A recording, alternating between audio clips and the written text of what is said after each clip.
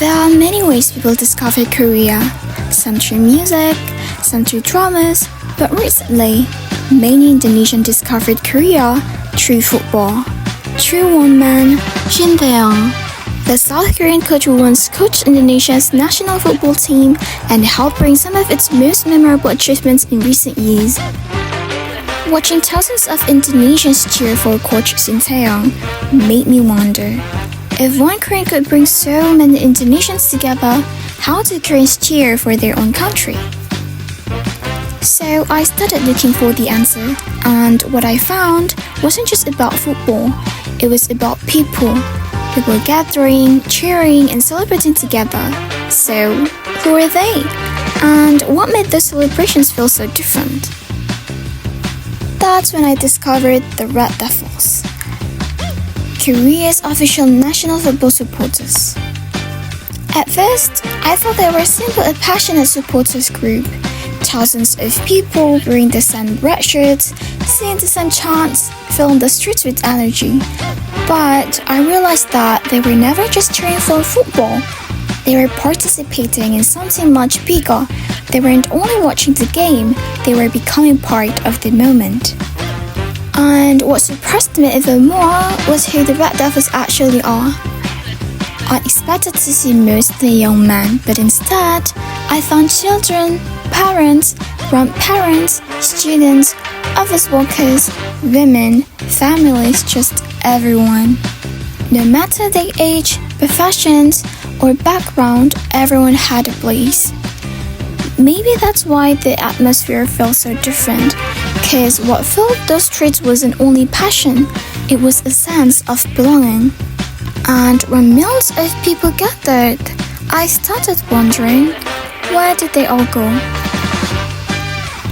The answer a bit surprised me. During major football tournaments, places like Seoul Plaza and Gwanghwamun Square transferred into massive public cheering spaces. Not inside the stadium, but right in the heart of the city. Thousands of people standing side by side, singing, cheering, celebrating together. Honestly, I really like this idea. The city provides the space, the people bring it to life, and somehow it doesn't feel like a crowd, it feels like a community. But then, I found myself asking one more question. Why did these gatherings become so meaningful in the first place? Why weren't they remembered as just football celebrations? And the answer goes back to 2002. For many Koreans, the FIFA World Cup wasn't just a sporting event, because it came only a few years after the 1997 Asian financial crisis, when many families faced unemployment, uncertainty, and hardships. It was a difficult time. People's confidence had been shaken. Then came the World Cup.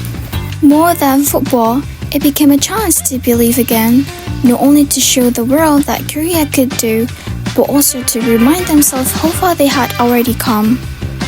That's why those red shirts meant more than supporting a team. They became a symbol of hope, of unity, and of a country moving forward together. But seeing thousands of people celebrate safely made me wonder something else. How was all of this actually possible?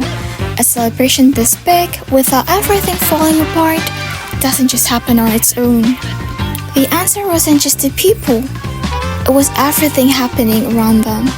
During major tournaments, public squares are transformed into gathering spaces, subways and buses run longer into the night, security teams help keep everyone safe, streets are prepared to welcome thousands of people.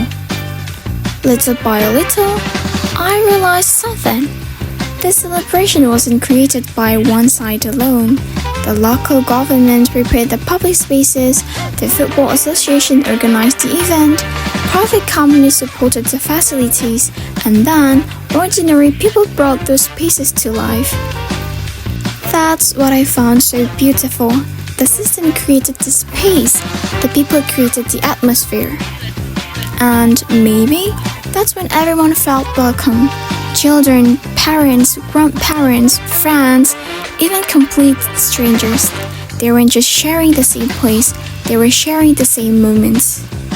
And the moments that stayed with me the most happened after the match ended.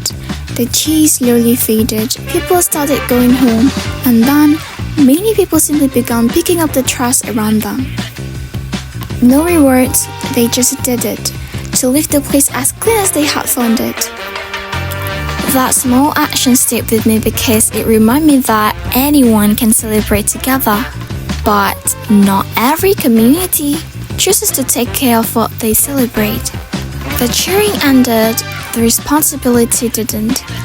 So the more I learned about the Red Devils, the less this felt like a story about football. And I wasn't just watching people cheer, it slowly became a story about how a society chooses to live together. So some prepared the space, others brought the spirit, and together they created something unforgettable. When the celebration was over, many people quietly picked up the trash around them, and maybe that's what happens when people truly feel that a public space belongs to everyone. Also, I finally understood something. The way a society cheers also reflects the way that society lives. Bringing people together is one thing, but helping thousands of people celebrate while making everyone feel safe, respected, and responsible for one another, that's something much bigger than football. Because a great celebration isn't created by passionate people alone, it grows when good systems and responsible citizens work together. Maybe that's why the Red Devils became more than a supporters group. They became a reminder that even after difficult times, a society can always rise again when it rises together. Seeing thousands of Indonesians cheering for coach Shin Tae-yong and learning how Koreans cheer for one another somehow gave me the same hope that no matter where we come from, we all long for the same things: to belong, to celebrate, to build communities we're proud to be part of. Because in the end, a better society is always possible.